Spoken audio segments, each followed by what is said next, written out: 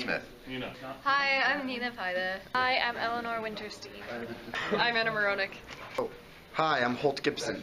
Hello, I am Asim Maslanka. Hi, my name's Rooster Pennington. Our problem is the air quality in Montana and the rest of the United States. It's influenced by smokestacks. Now, smokestacks have been around since the dawn of industry, and the first smoke evaluation system evolved from a concept developed by a man by the name of Maximilian Ringelmann in the late 1800s. Ringelmann realized that black smoke from coal-fired boilers was a result of poor combustion efficiency, and darker smoke meant poorer efficiency. And to measure the darkness of the smoke, Ringelmann devised a chart with 4 different black grids on a white background. At a distance of at least 50 feet, the grids on the chart appeared as shades of gray. By matching the shade of smoke plume with the apparent shade of the grid on the chart, Ringelmann was able to classify emissions. With this information, he could adjust the fuel-to-air ratio of a furnace to increase efficiency and decrease smoke opacity. As you can see by the chart, if you don't have enough fuel that's not combusting, you have heat loss and flue gas from the excess oxygen. So your oxygen starts out near the lower end of the Ringelmann scale, and it starts off about here. Now, as that keeps burning, your efficiency goes up until you reach your optimum combustion efficiency at the top of it. And the smoke opacity at that point is still fairly low. So what happens is when you start having too much fuel and your efficiency goes way down and your smoke opacity goes up due to incomplete combustion, and the fuel gets released into the environment, and it is not good for the companies or whoever is owning the smokestack, because the fuel is having incomplete combustion and they are losing money and losing things because of this. But it is also harmful to the citizens in the area who have to put up with the air quality.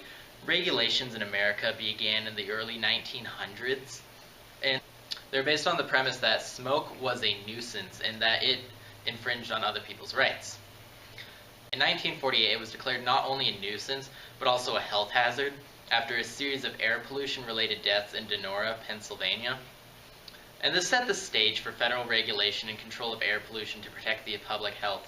Now, early air production standards were not what they were today. They were basically, you had to prove 2 things. You had to prove that the smoke was dense and that the smoke was a nuisance. And while there wasn't too many ways to objectively show that, not many people won cases on smokestack-based lawsuits. A lot of this changed when President Richard Nixon created the Environmental Protection Agency. And what this did was they set a standard for reading smokestacks, but the problem with the standard they set is that it's really hard to do. It's not something your average American can just look at a smokestack and tell whether or not it is at acceptable levels of smoke opacity, because we are beyond the Ringelmann chart. There's that, and there's wind, angle of the sun, a lot of factors that go into this.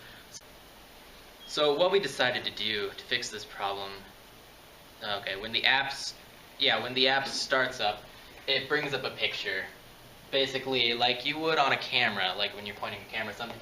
And what you do is you bring the smokestack into the range of the camera, so you can adequately see the entire smokestack.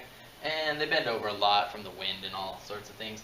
And what the app is designed to do is after you get the picture taken, it'll take a picture, and then you basically select where the smoke is at. So you would basically be like, the smoke is right there. So going off of that, then the app can provide a Ringelmann rating on the smoke so that you can get that in there. From there, the app will ask you a variety of questions about the smokestack, and after answering those questions, it will give you basically at the top it will say whether or not the smokestack is legal or illegal, and below that it will provide additional information about the smokestack's rating, as well as health hazards or other things that occur as a result of this. Thanks for watching. I hope you enjoyed the video.